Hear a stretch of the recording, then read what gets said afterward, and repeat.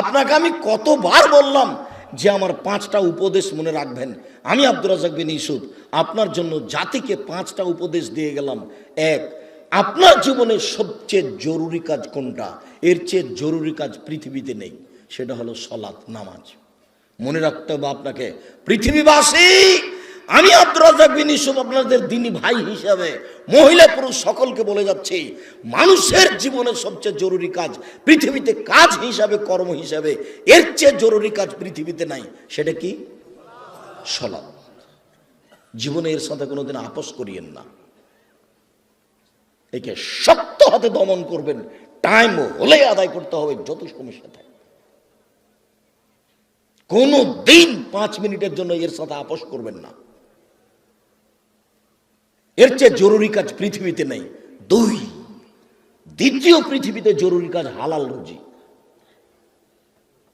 আপনাকে আমি ব্যাংকে লোন নিয়ে ব্যবসা করতে বলিনি, কোনোদিন বলিনি।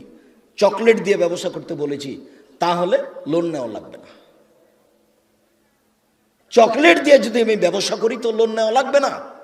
লোন এত খারাপ, লোন এত খারাপ, লোন এত খারাপ যে লোন যেন আমি না করি, এই জন্য আল্লাহর নবী দিন রাত পরিত্রাণ চাইতেন। সালাম ফিরার পূর্বে এমন কোনো দিন জীবনে একটা দিন ঘটেনি যে এই দোয়া বলেননি। দোয়ার শেষ বাক্যটা হচ্ছে আল্লাহুম্মা ইন্নী আউযু বিকা মিনাল মা'সামি ওয়াল মাগরাম। তোমার কাছে বাঁচতে চাই বড় পাপ হতে, তোমার কাছে বাঁচতে চাই ঋণ কর্য হতে, তোমার কাছে বাঁচতে চাই বড় পাপ হতে, তোমার কাছে বাঁচতে চাই ঋণ কর্য হতে, তোমার কাছে বাঁচতে চাই বড় পাপ হতে, তোমার কাছে বাঁচতে চাই ঋণ কর্য হতে। এই বাক্যটা না বলে তিনি কোনোদিন সালাম ফিরেননি। এ কথা আয়েশা রাদিয়াল্লাহু তাআলা আনহা বলেন, হাদিস বুখারী মুসলিম। আর আপনি ব্যাংকে চাকরি করেন, এটাই খারাপ। আবার আপনি 30 লাখ টাকা লোন নিয়ে বাড়ি করলেন, ছেলে মেয়ের জন্য রেখে চলে গেলেন, আর জাহান্নামের যা মরার সাথে সাথে আপনাকে কবরে গুতাইতে লাগলো। আপনি একটু কিছুই বুঝলেন না, হুঁচলার মতো দিন কাটাচ্ছেন। চাঁপানেগঞ্জের ভাষাতে যে বুদ্ধি দিয়ে কাজ করে না, ওকে বলে হুঁচলা,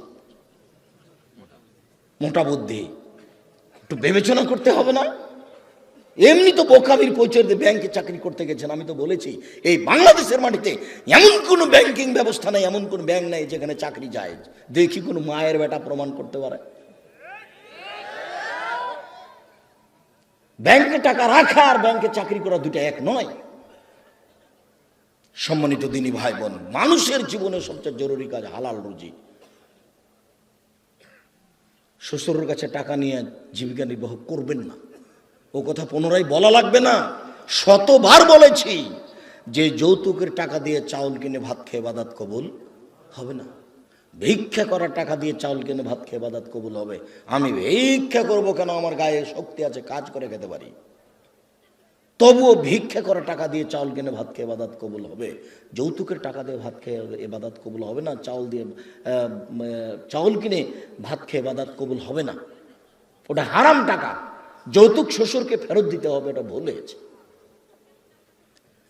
আর আগামীকাল সন্ধ্যা হতে হতে, এই ছেলে, তোমাকে বলেছি শতবার, তোমার বাপ যেন তোমার ফুবুকে জমি ফেরত দেয়, হিসাব করে ভাগ করে দেয়।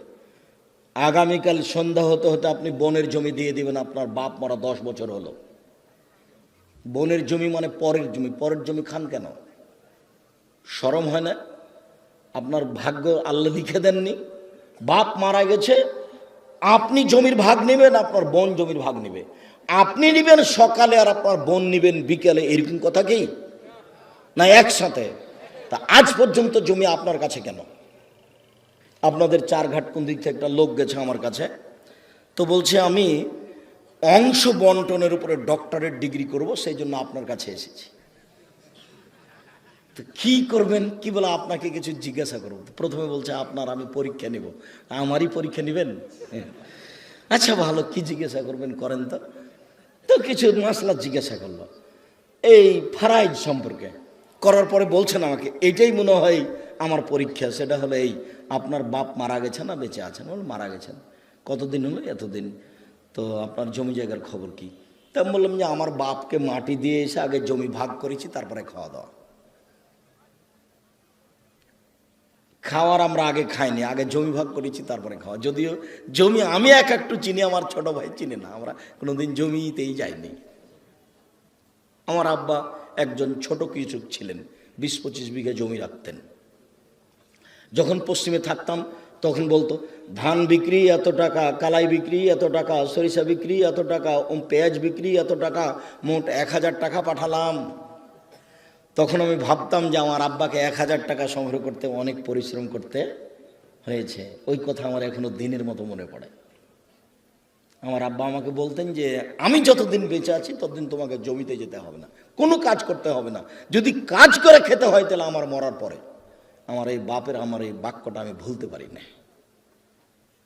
যে তোমরা যদি কাজ করে খাওয়াই লাগে তা আমার পরে খাও, আমি যতদিন আছি তোমরা ততদিন এই জমি জায়গাতে যাও না। শুক্রিয়া, জাযাকুমুল্লাহ খায়র। যেটা বলছিলাম হালাল রুজি, 3 কোরআন তেলাওয়াত, 24 ঘন্টায় একবার কোরআন মাজিদ তেলাওয়াত করবেনই, করতেই হবে, নাহলে কোরআন বিপক্ষে চলে যাবে।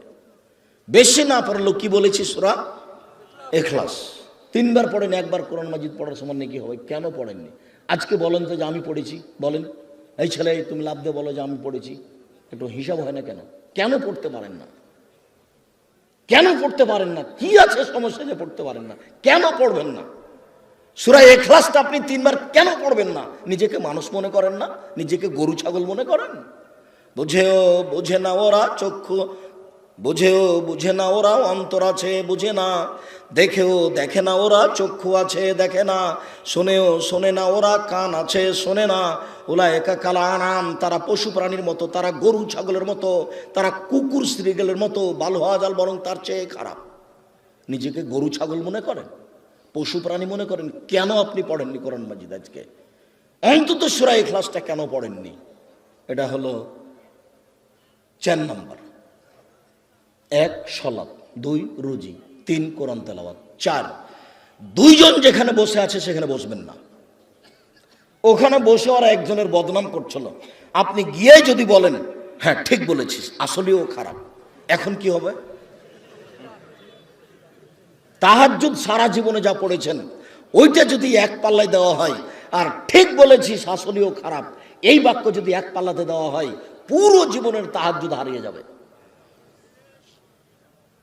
আপনি বলতে পারেন, বুঝতে পারেন ল্যাংটা মেয়েকে দেখছি আর গল্প জমাচ্ছি, এটা কত বড় খারাপ, আর মানুষের বদনাম কানে শুনছি, এটা কত বড় খারাপ, আপনাকে আমি বুঝাতে পারি না।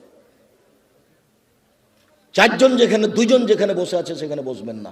5 ছেলে মেয়ে স্ত্রীর উপরে হন কঠোর, খুব কঠোর, চোখ যেভাবে ঘুরে বউ সেভাবে চলে, তার নাম ক্ষমতা।